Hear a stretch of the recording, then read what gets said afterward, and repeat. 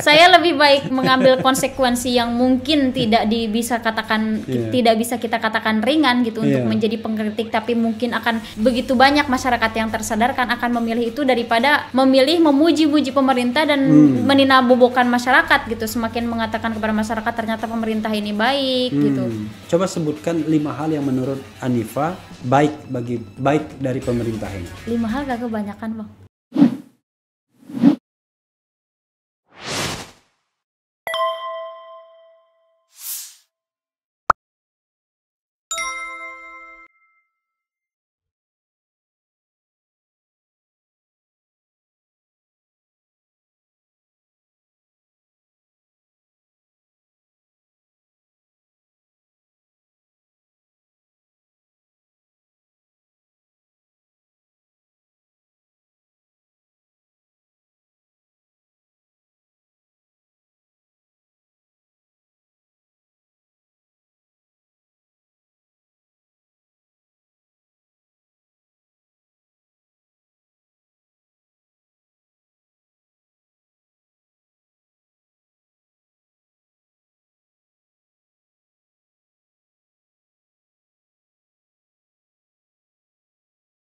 Siap. Gini, Anifa, ada satu pertanyaan lagi ya. Kalau sekarang ini menjadi pengkritik pemerintah itu nggak gampang. Saya merasakan inilah era yang paling tidak gampang mengkritik pemerintah. Begitu, Bang. Karena yang kita hadapi ternyata tidak hanya pemerintah sendiri, tapi orang lain.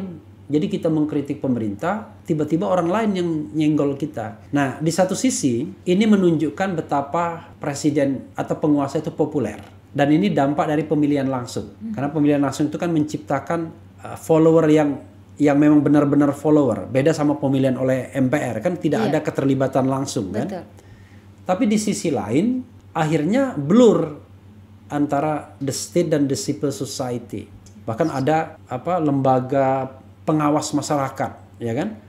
Social Watch misalnya, ya kan? Orang biasanya yang diawasi korupsi, BUMN atau apa, ini yang diawasi kita. Jadi pengkritik yang diawasi bukan pemerintah. Iya, jadi yang diawasi pengkritik pemerintah bukan pemerintahnya. Nah, ini memang kan tidak gampang untuk menjadi pengkritik saat ini ya. Nah, ketika kamu memilih untuk menjadi pengkritik itu, kamu berpikir nggak bahwa nanti akan ada konsekuensi dari pergaulanmu, eksistensimu ke depan? Mungkin pekerjaan yang ingin kamu dapatkan dan lain sebagainya, atau kamu nothing tulus? Enggak, sebetulnya semuanya itu sudah dipertimbangkan masak-masak gitu. Karena aku pribadi meyakini, Bang, kalau setiap hal itu pasti ada konsekuensi yang harus diambil gitu. Jadi you take it into consideration cook. Saya lebih baik mengambil konsekuensi yang mungkin tidak bisa kita katakan ringan gitu untuk menjadi pengkritik, tapi mungkin akan begitu banyak masyarakat yang tersadarkan akan memilih itu daripada memilih memuji-muji pemerintah dan meninabobokan masyarakat gitu, semakin mengatakan kepada masyarakat ternyata pemerintah ini baik gitu. Tapi kan pemerintah ini kan tidak jahat-jahat amat kan, baiknya ada juga kan? Baiknya ada juga, Bang. Nah, sekarang challenge saya adalah kalau mereka yang suka kritik, saya balik. Oh gitu. Coba sebutkan 5 hal yang menurut Anifa baik dari pemerintah ini. 5 hal gak kebanyakan, Bang. Iya, itulah tantangan.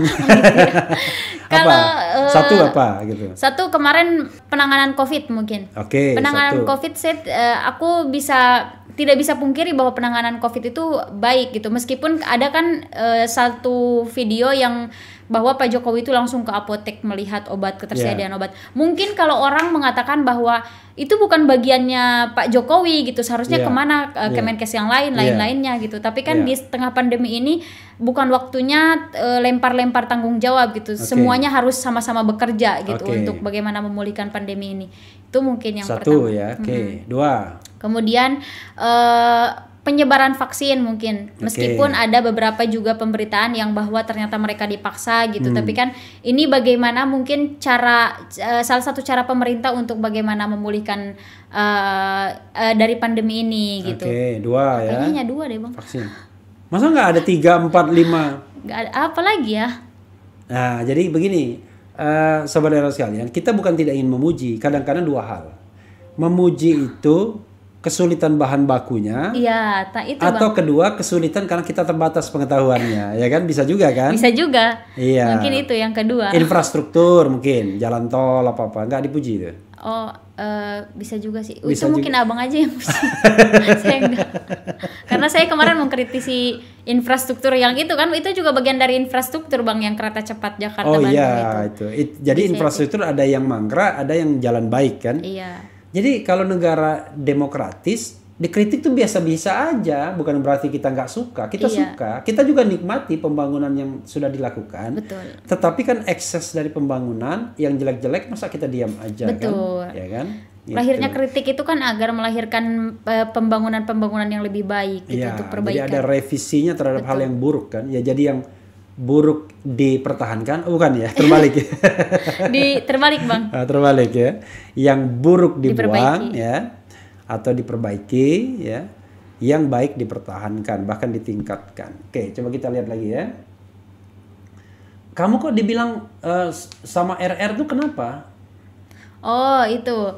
Jadi mungkin karena aku kan dulu bukan, pernah saya klarifikasi, bukan Ria Satria Kudu ya, tapi bukan, Rizal Ramli. Bang Rizal Ramli. Jadi dulu tuh pernah dapat undangan dari beliau bulan lalu kayaknya, bulan Desember apa Januari lupa. Undangan ke rumah beliau. Untuk interview. Untuk sharing dan itu juga di situ banyak banget, ada Kang Edi juga di situ. Kang Edi Mulyadi yang kemarin ini. Saya aja nggak diundang sama dia. Nggak mungkin karena kebetulan aja Bang lagi rame. Nah waktu itu kebetulan waktu itu juga sama salah satu sekretaris organisasi juga ke sana.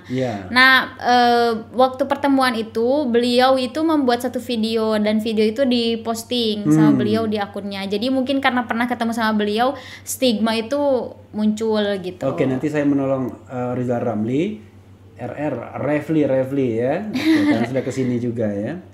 Jadi selain diundang di Rizal Ramli, kamu pernah diundang di mana lagi? Ini yang kedua sih Bang. Kemarin pernah diundang beberapa kali di channelnya yang PKS itu siapa ya Bang? Mardani. Iya. Oh, Mardani. Tapi belum kan karena kemarin itu banyak banget gangguannya. Oke. Kamu pernah diinterview Edi Mulyadi juga kan? Pernah. Itu di rumahnya Bang Rizal. Oh, jadi karena pas lagi nggak sengaja ketemu di situ. Okay. Karena nggak sengaja ketemu di situ, jadi kata Bang Edi, ayo dong buat podcast. Ayo, kalau aku kan ayo aja gitu. Yang penting kan ini. Toh karena kita kan nggak punya niat buruk kan? Betul. Gitu. Jadi orang aja yang berpikir buruk. Iya. Orang pengen yang terbaik ya. Cari presiden yang terbaik, pemimpin yang terbaik kan? Sepakat. Gitu. Kamu ada perencanaan misalnya untuk lebih menseriusi dunia ini dalam tahun ini misalnya? Kan kalau TikTok aja ya yang aktif kan? TikTok aja yang aktif. Ya kalau TikTok kan memang kalau makanan seperti fast food ya, cepat langsung dilahap orang. Kayak kita buka handphone tiba-tiba isinya TikTok semua ya kan? Kira-kira. Ada yang lain misalnya. Karena mengembangkan, tapi kamu muda sih, memang pangsamu kan harus pada generasi muda, masa kamu menyadarkan orang tua. Tapi kadang orang tua juga sekarang lihat aja Bang, kadang orang tua yang makin membawa keributan itu. Ya kan, kalau orang tua membawa keributan, yang penting kamu lindungi anak mudanya, jangan bawa anak buah. Jadi ada rencana apa? Kalau di segi apa tuh Bang?